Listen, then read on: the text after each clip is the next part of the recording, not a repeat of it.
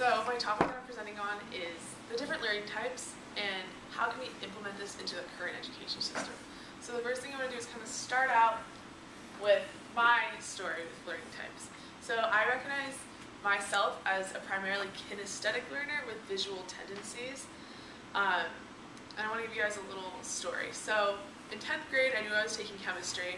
My mom was super excited. She said, "Your grandma was a chemist.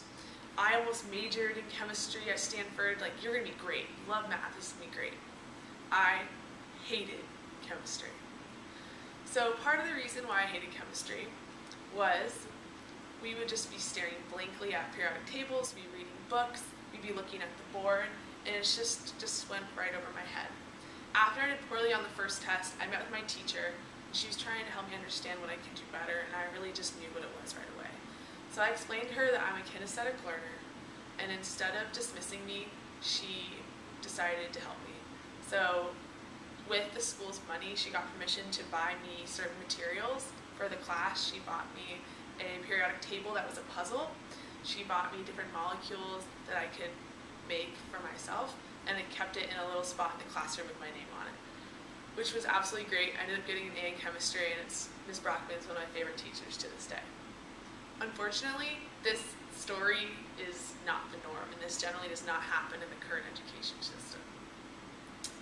Which brings me to kind of the roadmap of my presentation. So the first thing I want to show you guys is the 3 learning types in action. What are they? How can they be taught to? Second thing is, what is the current problem in the education system? Why aren't these learning types being introduced? And then the last part is kind of what my goal is. How can we attempt to fix this in the current education system? How can we implement these different learning types? So, learning types in action. This summer, I taught at a summer school called Breakthrough Silicon Valley. And what I'm about to show you is actually my lesson plan for my 7th grade algebra class about adding fractions. So what we try to do here at Breakthrough is we try to appeal to different learning types. So I did my lesson as follows. For the visual learner, I drew pizzas on the board, and I had myself shade them in, and then I had volunteer students come up to shade them in on the board. I also had the numbers written, and this is for them to copy down in their own notebook. So essentially they were able to look at the board and understand fractions that way, which was best for their visual tendencies. For the auditory learner, I had every student do a partner exercise. How this worked is that each student received a card with a fraction on it, and they would walk around the classroom talking with partners, and they'd talk about which fractions they had, and they add them together to come up with their new fraction. So this was a way for them to talk and therefore hear what other people had as their fractions, and then were better able to add them together and learn about adding fractions. Finally, for the kinesthetic learner, I created a bunch of different paper pizzas, not real pizzas, and the students were able to play with the pizzas and decide how much was a quarter and how much was a half by using their hands. So this was really geared towards the kinesthetic learners. So, unfortunately, my classroom was 8 students large. So this is not something that we can really do in the current education system, especially at the public school level. Which is why right now I'm going to talk about the problem with that. So the current problem. Kinesthetic learners are hardly ever appealed to. Yeah, a study by Carleton College suggests that 15% of students highly identify with kinesthetic learning habits, just like myself. So it's really not okay to completely neglect these students in the classroom.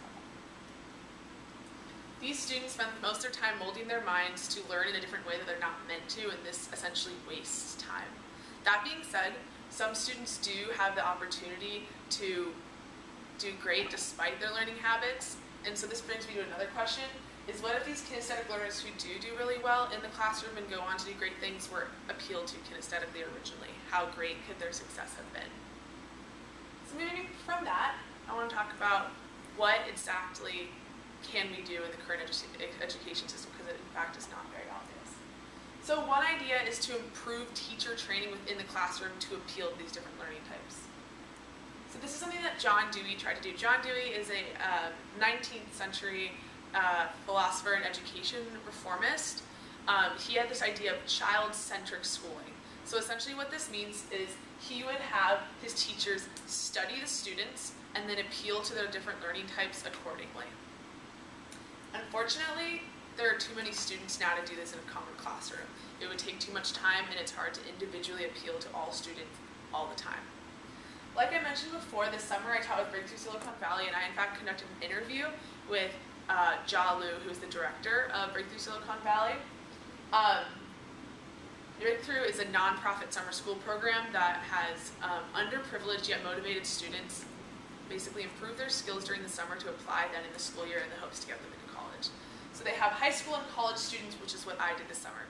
So as a teacher at Breakthrough, we spent 2 weeks in the training program in which we spent 2 full days learning how to appeal to these different learning types. We learned a bunch of skills, we learned what they like to see and what they don't like to see, and particular activities based on the subject that we can implement in our classrooms.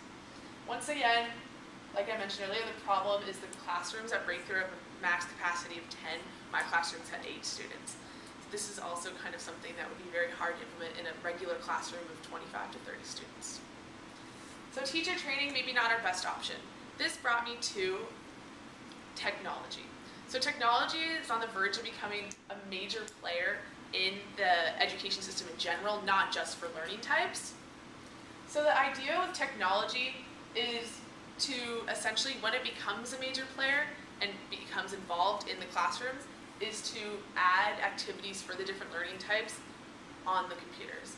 This would give students the opportunity to choose how they want to learn and therefore learn to the best of their ability, depending on whether they're a kinesthetic, visual, or auditory learner. And therefore it wouldn't disrupt the classroom environment as much because they would have the opportunity to do it online by themselves. Clayton Christensen is a Harvard professor, and he wrote a book called Disrupting Class, in which he says technology will offer a great way to move towards the student-centric model in which students get to learn to the best of their ability. So Clayton Christensen is one of the many current education reformists who believes that technology is the way that we're going to get it there. So, to conclude, although I loved my 10th grade chemistry class and Ms. Brockman made it amazing for me, it's really not feasible. It's just really not realistic for every teacher and every student to do this, especially given certain circumstances and money in the school system. So, what we want to do is we want to piggyback on the technology movement and implement activities that will gear towards the different learning types through technology, therefore students can learn to the best of their ability and strive in school. Thank you. Thank you, Laura.